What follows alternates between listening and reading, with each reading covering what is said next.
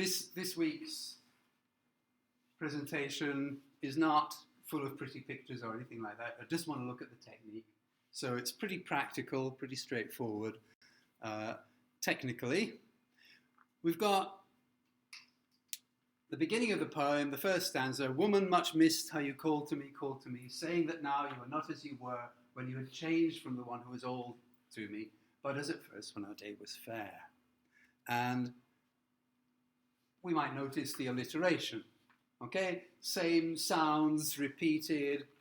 We call this alliteration. Alliteration suggests that it's the same letter, but it doesn't have to be the same letter as long as it's the same sound.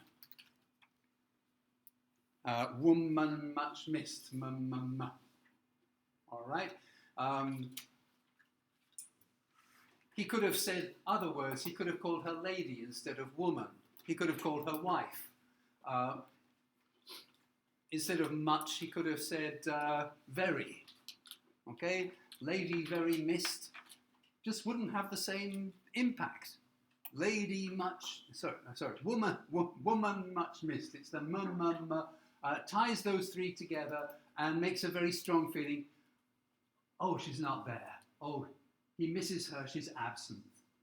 So the repeated M sounds tie those three words together to make a strong idea, just in those three words, of how much he misses this woman. So we've got alliteration, and it emphasizes the fact that he misses her.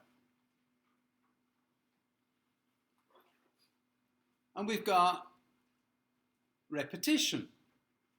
Okay, now repetition is not quite the same as alliteration because it's not just repeating the same sounds, it's repeating the same words. So call to me,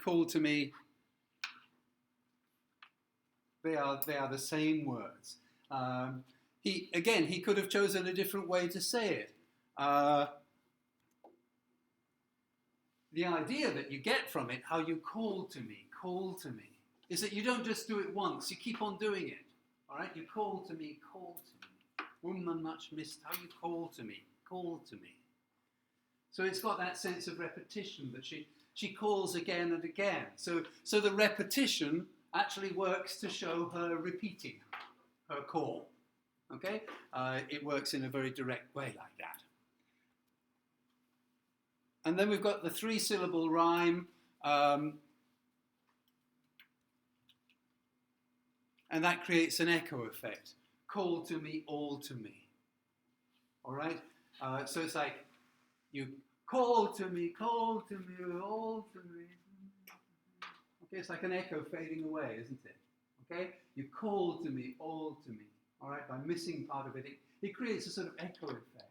So it makes the sort of this landscape kind of mysterious and kind of wild with an echo sort of sound coming out of the wind that seems to be the voice of this woman.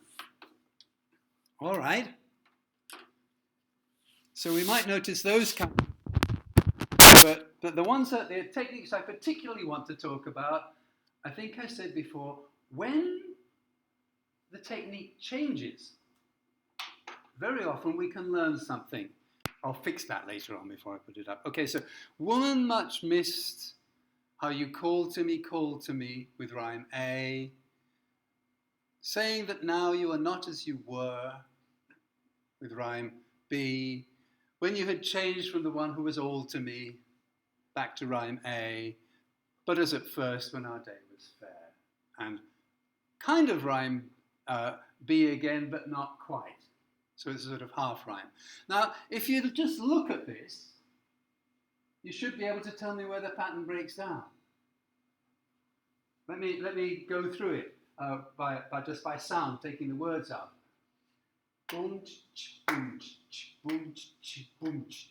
Okay, woman much missed how you called to me. Okay, saying that now you are not as you were. Boom, boom, boom, boom. Boom, boom, boom, boom, boom, boom, boom. Where does the pattern break down?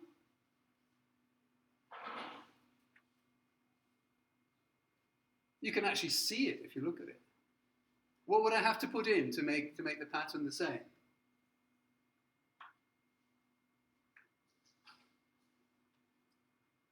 If I put an extra weak one in there, it would be the same then, wouldn't it? That line would be the same as that one. So that one the same as that, and that one the same as that. Yeah. So the pattern breaks down here, doesn't it? Okay. But as at first, when our day nothing was fair. It should be, but as at first, when our days something was fair. Okay. There's one missing there. Okay. It's irregular. Okay.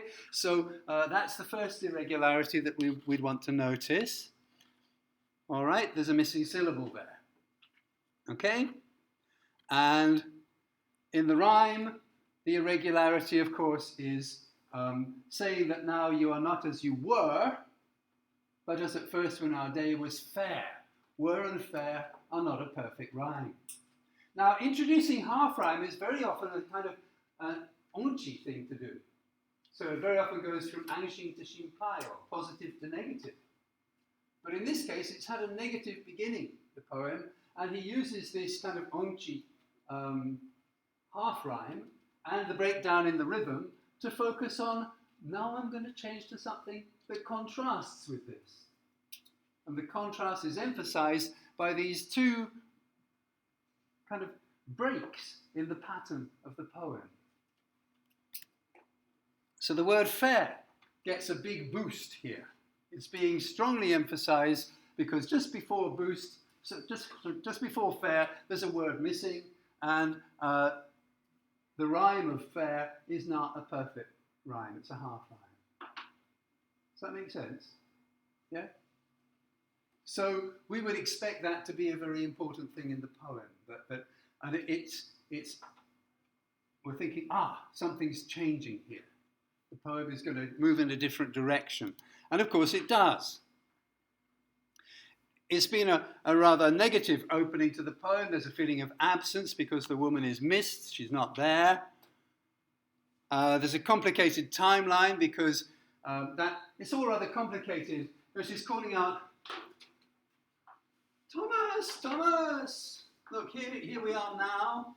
All right, now. And she's saying, I'm not as I was when I had changed. No, I'm as I was at first. That's who I am. Not this one, this one. So it's a rather complicated idea, isn't it? You know, the timeline. I'm not as I was when I changed. I'm as I was at first. And at first I was all to you. I was everything to you. So that's our great time, our Orgong Jidai, and that's who I am now. All right? But it's a rather complicated idea to express in a short space of a couple of lines. So complication is another way of showing shinpai very often in poetry. It's another way of showing negativity or anxiety. We all feel happy when we see simple things. When we come to that word fair, we think, oh, fair. Yeah, that's not complicated. All right? Fair. But when we're looking at, I am not as I was when I had changed from the one who was all to you. What is this? Well, that's rather complicated. Can you say that slowly? All right. It creates a sense of tension in us because of the complicated idea. So complication is often a way of expressing something negative. Readers are typically, they're going to get puzzled by something negative, and it's going to give them a sense of anxiety. And so, for all these reasons, the word fair stands out in contrast. But as at first when our day was fair. Okay, a feeling of, we're going to get the nice part now. So he indicates that the atmosphere of the poem is going to change. And this is the only positive part, really, of the poem.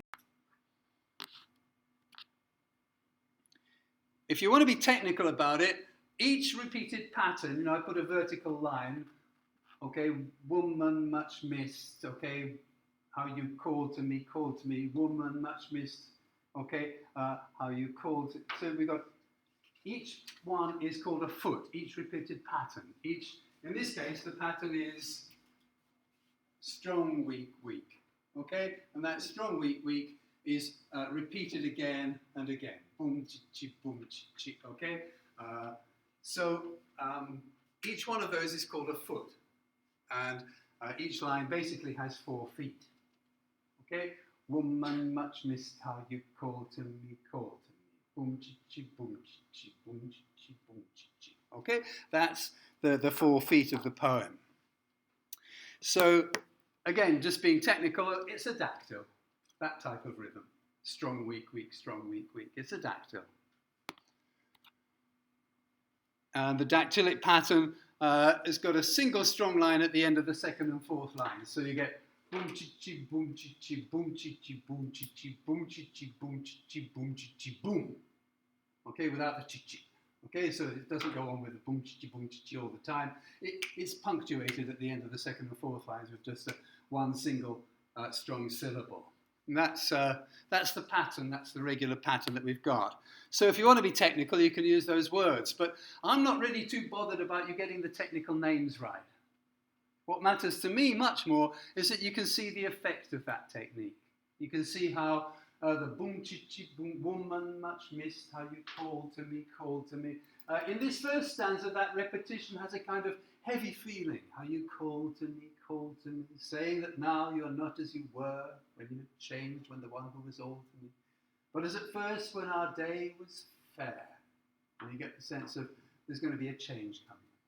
So seeing the relationship between the technique and the tone of the poem is what matters much more to me than if you know the technical names. All right? If you want to know the technical names, you can Google them up. All right? Well, I will show you as far as possible, but it's not what I mostly want to do. And then in the next stanza, or the next couple of stanzas, the middle part of the poem, can it be you that I hear? Notice how it's the same rhythm, boom chi boom chi. Okay? Can it be you that I hear? Let me view you then. But the feeling of it is completely different. So you can use the same rhythm to get completely different sorts of effects. All right? It's not now a heavy, woman much missed how you called to me, called to me. It's, can it be you that I hear? Let me view you then. Boom chi boom chi boom chi boom chi. Same rhythm, completely different effect. All right? Caused by the question, really? And the what's called a caesura. That's a break in the middle. We'll talk about that maybe later on. A break in the line. The line breaks and is in 2 parts. Can it be you that I hear? Let me view you then. Is it really you? Let me see you. Okay? So the way his voice would express that is a much lighter feeling. Standing as when I drew near to the town, where you would wait for me, yes, as I knew you then, even to the original air blue gown. So there's the positive stanza. And then we've got the negative going back. Is it only the breeze in its whistlessness, travelling across the wet mead, in its listlessness, travelling across the wet mead to me here, you being ever dissolved to one whistlessness. Now, whistlessness is not a word that exists in the dictionary. You won't find it. You'll find wistful. Wistful means kind of with a sort of strong kind of memory of nostalgia. But this is whistlessness. This is lacking any sort of sentimental, nostalgic feeling. It's a sort of empty, cold kind of place. But it's kariga jibunde tsukutta kotoba. Poets quite often make up their own words. There are not enough words in the dictionary for them, so they make some extra ones. The word in the dictionary is wistful, but we don't have a wistless in the dictionary. And heard no more again, as we said before, because she's dead. Heard no more again, far or near. So this middle of the section of the poem, I don't want to focus too much on it from a technical point of view. It's fairly straightforward. We've got the happy past in the 2nd stanza and the unhappy present in the 3rd stanza. It's fairly straightforward, isn't it? And the rhythm of the last line is irregular in both cases. This one, it's like too many syllables, okay? Where you would wait for me, yes, as I knew you then, even to the original air blue gown, okay? Boom chi boom chi boom chi boom chi boom chi boom boom boom. Okay, so it's like he's so excited. Okay, he wants to see her.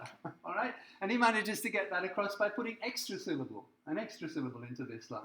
All right, so that gives a sense of, he's excited. His words are falling over themselves because he's got this excitement about seeing her. And then in this stanza, heard no more again, far or near. It's short.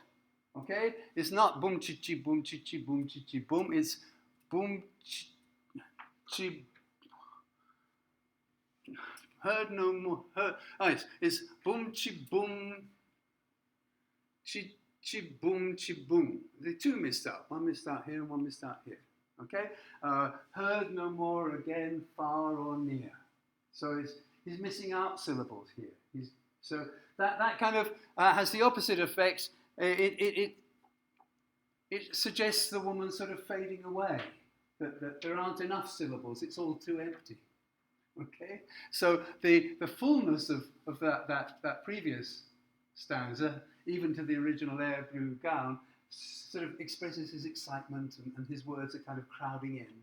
And then her absence is shown by a lack of syllable, or it's hinted at by a lack of syllables in the last line of the third stanza. And then finally, the end of the poem, where the technique really changes very, very radically. Thus I, faltering forward, leaves around me fawning, wind oozing thin through the thorn from norward, and the woman calling. And here the rhythm, the dactyls, they break down almost completely. The key word here, just as before the key word was fair, all right, and the change in technique shows is changing to fair from the negative side. The key word here would be the word faltering. The rhythm follows the faltering of the old man, the poet, as he blindly feels his way forwards through the countryside, but also metaphorically to his own death. Okay, he is also faltering forward, and so is the rhythm of the poem. Thus I, faltering forward, leaves around me falling, wind oozing thin through the wind from norward, and the woman calling. So the bum-chi-chi rhythm that we've had so far completely breaks down in this last stanza, because he wants to say, he wants to take the focus off the woman and focus on himself now, that this is me, this is where you've left me, this is where I am. I'm just sort of like, where then? What's going on? Okay, are you really there talking to me after your death? Is there such a possibility? Could that ever really happen?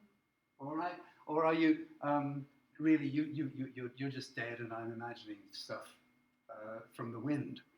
Okay, so the focus switches from the woman to the poet himself, and you get a change in the rhythm, and you get a change in the rhymes. You go to two-syllable rhymes. Okay, forward, norward, falling, calling. So there's a change in the rhyme scheme that also sort of, it's a kind of saying, something's changing here. Notice that things are changing. And the focus has gone from the woman. He's no longer, he's focusing on himself now. And what his position is as he kind of moves through this last stage of his life after his wife's death. Okay? Does that make kind of sense, basically? Yeah?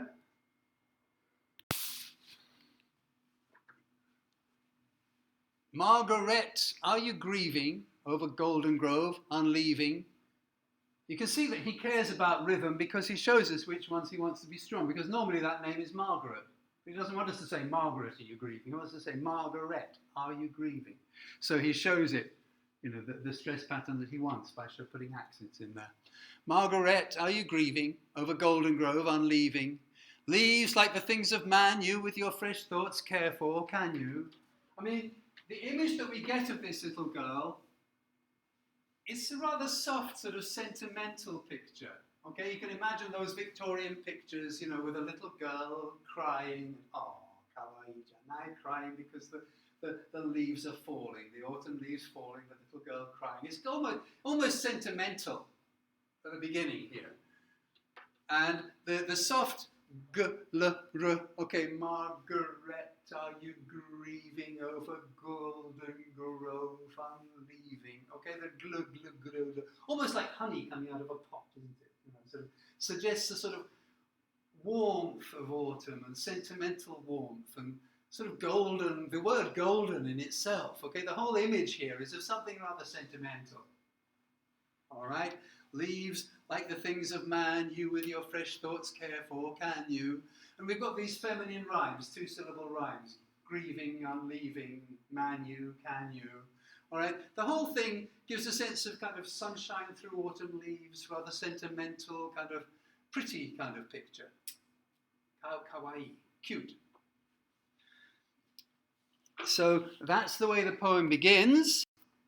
And then, as the heart grows older, it will come to such sights colder by and by, nor spare a sigh, though worlds of wanward leaf meal lie, and yet you will weep and know why. Now the gentle kind of sentimental atmosphere that you got at the beginning of the poem is broken down when the rhymes switch from feminine to masculine. And at the same time, the rhyme scheme changes. So we've got by and by with internal rhyme, nor spare a sigh, though worlds of wanward leaf meal lie, and yet you will weep and know why. So we've got 3 lines with the same I sound, whereas before it's just been, you know, A, A, B, B, C, C, and then we suddenly get, you know, D, D, D, D. All right, with an internal rhyme as well. So there's a very strong emphasis on that I sound. And the key word signalling this change is the word colder. The poem itself becomes colder after the word colder.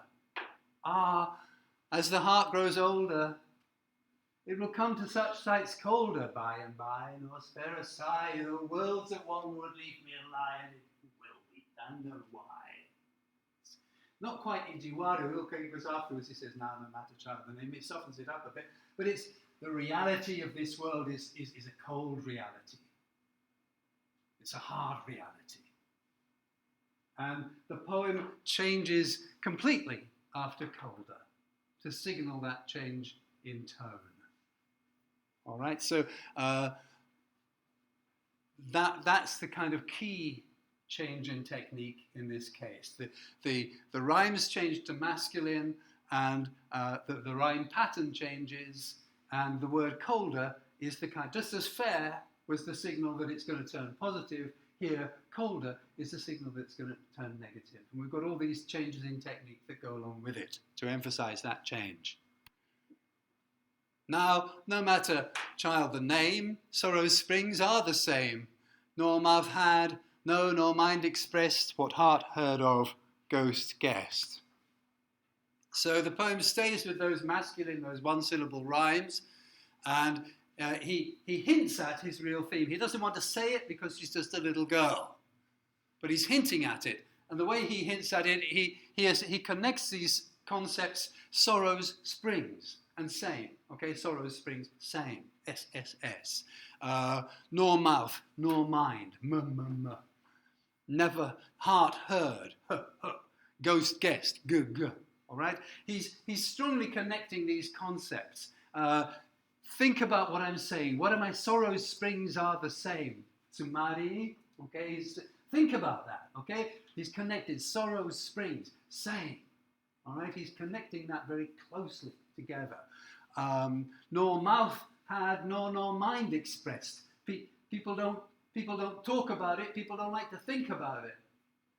What am I talking? It's like a nazo. What am I talking about here? What am I talking about? Okay. And what heart heard of, ghost guessed. Okay. Nani de shoka. And then he comes through at the end of the poem and says, well, it is the blight man was born for. It is Margaret you mourn for.